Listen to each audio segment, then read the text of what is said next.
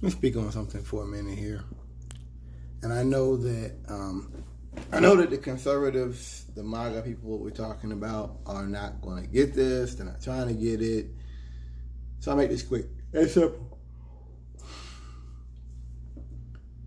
White supremacy is not about race.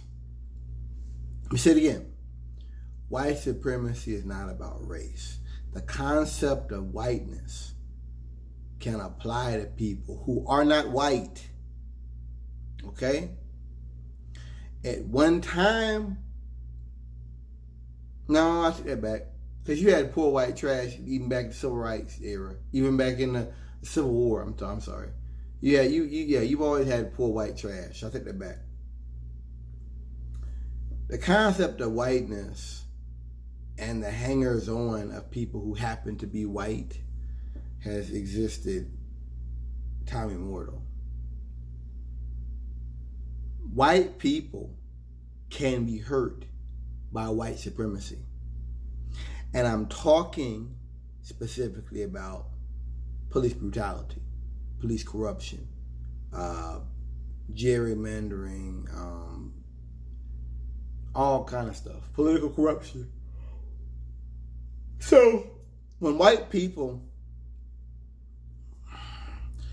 anybody can adhere themselves and inculcate themselves to the concepts enshrined within white supremacy. Okay? This guy that did this shooting at that garlic festival in California probably was white supremacist. And this to show you how off the ball a lot of people are who are not, don't have the boots on, they're not aware, they're not empowered, they're not thinking about what I'm talking about, white supremacy. I was on Police One, and they were actually talking about they don't know why he did this. And they even said in the same article, this is so crazy, they said that before he did the shooting, he talked about all these areas where you had a bunch of white Hispanics and non-white people moving in to the area. You know, white people and Silicon white people moving into the area. Which is basically saying, he's saying it's going to make the area soft or change the flavor of the area. That was enough for me because that let me know I'm dealing with a race soldier. I knew this. Quickly. That's a race soldier. And just because you think your Silicon people are going to be white and Asian and stuff, doesn't mean things get better for him. Price is going to go up. The nature of the area is going to change, be different kind of events than it was in the past because it's different kind of people coming in. Probably more liberal, whatever. I knew that. But I guess for these cops, they need a smoking gun, i.e., I'm going to go shoot up a church with black people in it, something like that. I don't need that. I look at a race soldier is what a race soldier does. And the white people are like, well, this guy was Iranian. And so I'm like, what the fuck does this got to do with anything? What the fuck?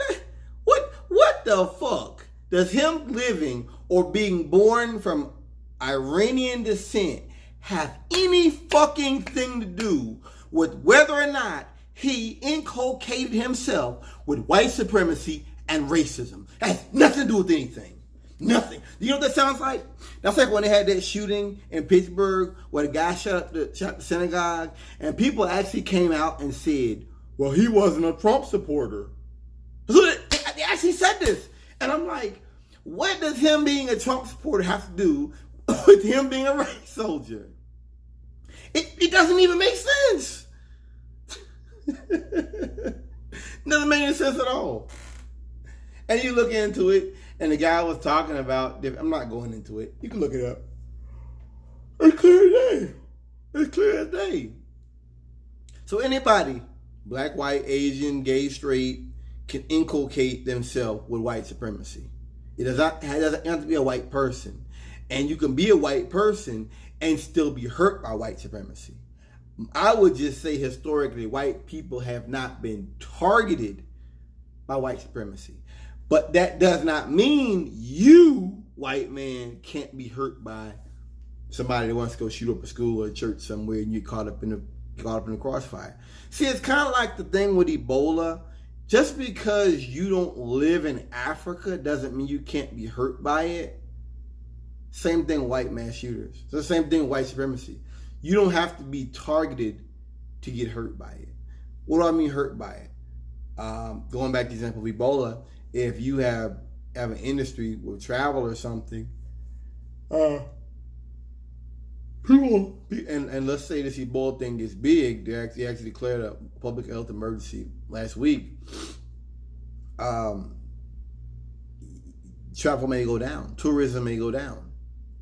People, you know what I mean? That may hurt you. You know what I'm saying? You don't have to be an African to be hurt by things that hurt Africa.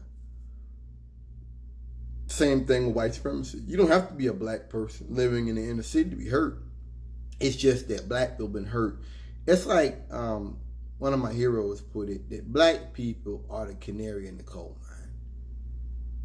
mine. And same thing white trash. They're the canary in the coal mine. What hurts them first, it's just that when you have a little bit of money, it takes a little longer for things to get you. Things don't still get you, it takes a little bit longer. Whereas when you're already on the bottom, small things can ruin you. Because you don't have that wiggle room, you don't have that buffer. You know what I'm saying? You don't have that buffer. So this idea white people have, some of them, that want to come out here and say to me that, well, these people aren't technically white, like George Zimmerman wasn't. That means nothing. And I look at it, it shows me just how desperate you really are. It does. I look at that and it shows me how desperate you are. We're at war. Try to get people to understand. We're at war right now from white supremacy. And people are dying. We're at war. These mass shootings are attacks of domestic terrorism. We need to understand it. It seems like people, Americans, are getting used to it or something. We need to understand what this is. We're at war. Well, peace out.